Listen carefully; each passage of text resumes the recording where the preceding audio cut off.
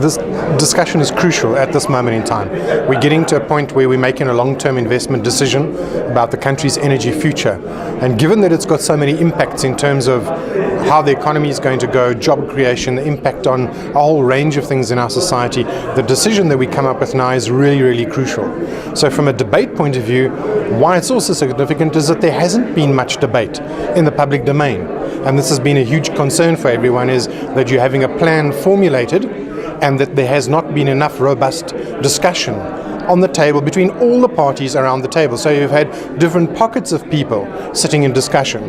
For us, it's about how do we get everyone around the table to look at the same picture at the same time and have a debate and a discussion where we're then all informed jointly around what the real deal is.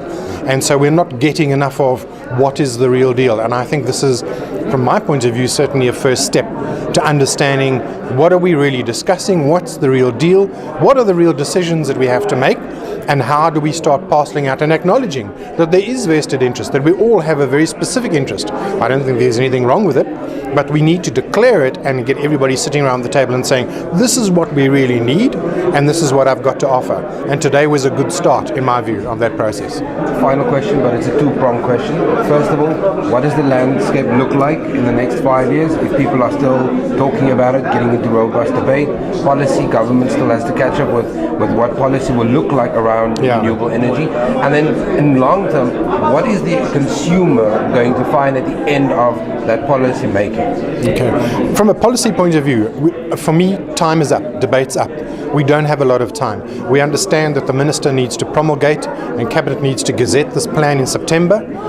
We understand there's some delays as of yesterday. Department of Energy is looking at delaying the procurement process. For us, that's a big warning signal that says this thing could drag on. We don't have 5 years to debate. We really have a very short window of opportunity to fix this thing and make it work. From the consumer's point of view over time, we know internationally that what fixing the grid, fixing the mix, putting clean energy into the mix, lowering the overall wholesale price of electricity is a crucial objective for everyone from an economic point of view.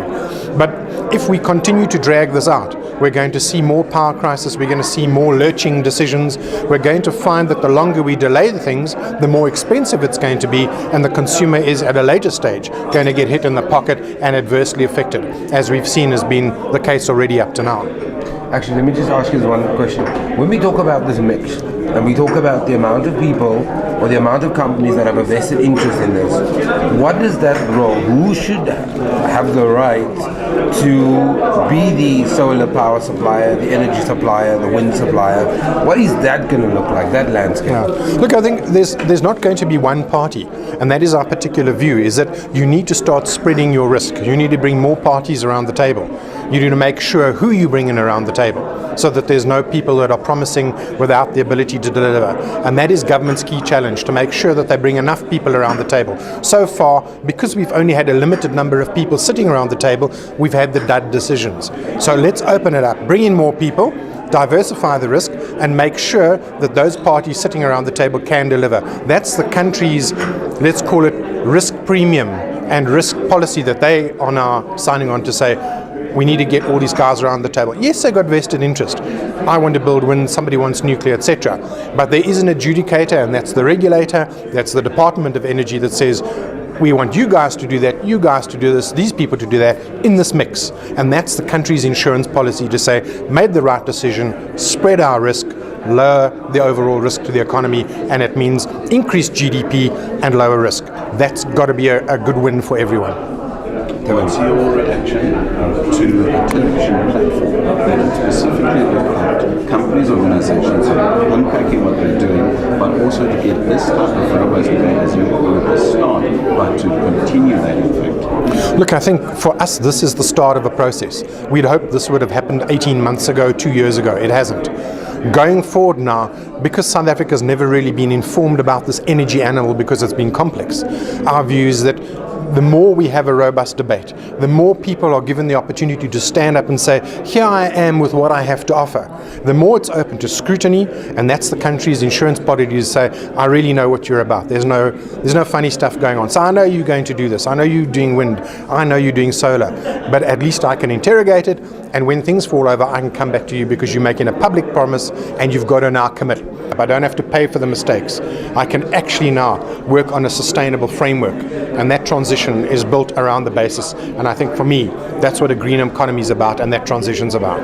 Then I want to ask you a question from a personal interest. For me at the moment, sitting at this debate today, I heard about nuclear power as an option. We had somebody from the EDFT talking about 30 years ago they invested in nuclear power, now they're raking in the bucks. We had Mark talk about wind power. Honest to truth, there is a mix that everybody talks about, but what is the one process that will work immediately? Yes, nuclear power has to develop over 10 years, solar power, the technology is being developed, but what is the one renewable resource we can use right now? Look, it's a split thing. The first thing that we all need to do in terms of how we look at life and how we do things is do probably what our parents taught us, and they said, don't waste, be thrifty. It's a huge issue. We don't do that in this country. We waste hugely. That would be the first stop as a bit of a stopgap in the short-term process, okay? If we then go and look at the long-term plan and say, well, we've now got a gap and we can't get things built, so we know nuclear is going to only start kicking in at 2022, whatever. What do we do for the interim? Well, let's take something that works. Let's take renewables, and if it's a technology, whatever that may be, that can be plugged in quickly, built quickly, and can have a positive benefit all round, that's what we should be doing. Now, if it means it's solar or wind or coal or whatever, that leaves us with a choice to say, when can we build these coal-fired plants, assuming somebody will pay for it. We now know somebody won't pay for it. So who will pay? Who's willing to pay for what? And we now know that at least deployable-wise, buildable-wise, wind can close that gap until others catch up and then the mix starts rectifying itself. But as an immediate short-term thing, the industry is ready to deploy, and so that's why many of us have invested. We've built our companies, we've set this up to say we can do this very quickly until the rest of you guys catch up. And then we'll have an equalized debate later on. But right now, as an emergency measure, we need to get the quickest build in place for the least amount of money.